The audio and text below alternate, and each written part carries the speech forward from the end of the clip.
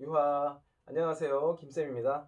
자, 이번 시간에는 저번 시간에는 대손 충당금까지 했었고요. 자, 이번 시간 단기 투자 자산에 대해서 한번 학습을 해보도록 할게요. 자, 단기니까 뭐가 되겠어요? 1년 이내에 목적은 뭐냐? 투자 목적으로 내가 보유하고 있는 자산이 되겠죠.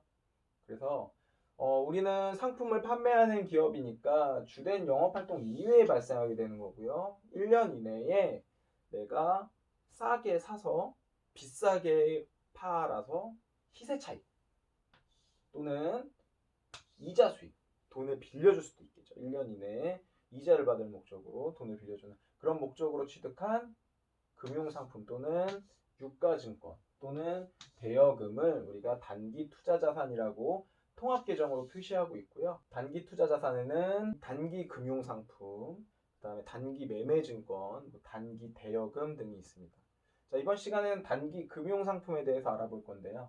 자, 단기 금융상품은 1년 이내에 처분할 목적인 시세 차익을 얻으려고 구입한 상품을 말하고요. 금융상품이니까 대부분 은행에서 파는 또는 증권회사에서 파는 상품 등을 말합니다.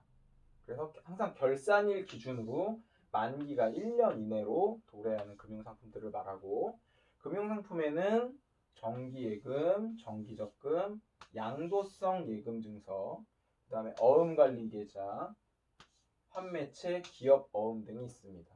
대부분 은행이나 증권회사에서 파는 상품들이 되겠고요.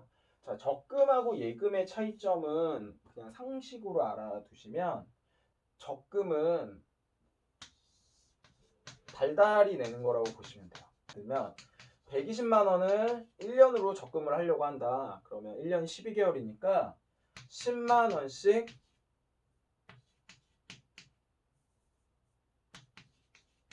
12개월 넣으면 매달 적금을 넣는다고 볼 수 있겠죠. 그럼 예금은 뭐냐? 예금은 1월 1일 날 120만 원을 한 번에 넣어놓고 1년 동안에 안 찾는 거죠. 그런 형태의 상품이 예금이고요. 적금은 나눠서 내는 거다. 적립식으로 내는 거다. 예금은 한 번에 넣어놓고 나중에 찾는 거다. 자, 그러면 우리는 돈을 많이 벌기 위해서는 예금을 넣어야 될까요? 적금을 넣어야 될까요? 당연히 예금을 넣어야 됩니다. 왜냐하면 1월 1일 날 예금은 120만 원을 넣는다고 하면 1월 1일부터 120만 원에 대한 이자를 받게 되죠. 근데 적금은 1월 1일에는 10만 원에 대한 이자, 2월 달에는 20만 원에 대한 이자, 이렇게 적립한 금액에 따라서 이자가 점점 늘어나게 되는 거죠. 그러면 우리 직장인들은 일반적으로 예금을 많이 넣을까요? 적금을 많이 넣을까요? 당연히 예금을 많이 넣어야 되는 거죠. 근데 적금을 많이 넣습니다. 왜 그래요? 돈이 없어서 그래요. 적금으로 일단 돈이 생기는 대로 조금씩 넣어놨다가 적금이 만기가 되면 그거를 예금으로 넣어놓으면 되겠죠. 그래서 이렇게 회계를 배우다 보면 돈을 어떻게 저축해야 되는지도 배우게 되겠죠. 자, 전산회계 프로그램에서는 계정 과목을 단기 투자 자산, 계정 과목을 정기예금, 정기적금, 정기예금, 단기 금융 상품 이렇게 세 가지로 나눠서 쓰고 있고요. 이러한 것들은 요거에 대해서 설명을 일일이 다 해드릴 수도 있겠지만 이거에 대해서는 다 이제 일일이 알면 좋겠지만 전산회계 문제를 풀기 위해서는 이러한 것들이 금융상품에 해당되고 이러한 것들을 1년 이내에 처분할 목적으로 시세차익 또는 이자 수익을 목적으로 매입했을 때는 단기 금융상품으로 계정 과목을 쓴다 정도만 알아두셔도 될 것 같아요. 양도성 예금증서는 예금증서인데 서로 양도가 가능한 판매와 매입이 가능한 예금증서라고 보시면 되고 어음관리계좌 같은 경우는 이제 금융상품인데 자산관리회사에서 운영해주는 상품이라고 보면 되고요. 환매채 같은 경우는 리퍼체이즈라고 해서 다시 채권인데 다시 일정한 금액으로 매입이 가능한 상품을 환매채라고 하고요. 기업어음은 기업에서 발행하는 어음이라고 보시면 됩니다. 커머셜 페이퍼라고 해서 그런 거 보시면 됩니다. 자, 문제 한번 풀어볼게요.